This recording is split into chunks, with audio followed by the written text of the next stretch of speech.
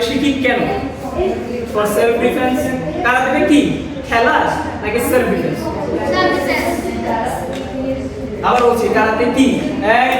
কারাতেটা কি, খেলা or self defence?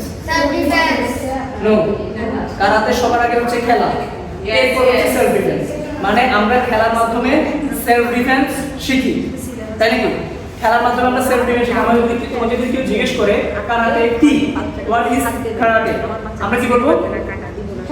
Sports and also self defence. Y?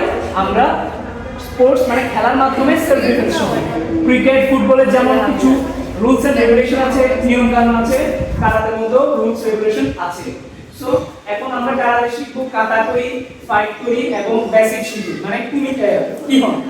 তার পাশাপাশি আমরা কিছু সেলফ ডিফেন্সও জেনে রাখা দরকার, কারণ আমরা সবসময় কথা বলি যে বিপদ আপদের কোনো হাত পাওয়ার টাইম টেবিল নাই, যে কোনো সময় যে কোনো কিছু হতে পারে আমার লাইফে। তো তখন আমার হাতে কিছু নাও থাকতে পারে, আর আমি কারাতে শিখছি। কারাতে মিনিংটা কি?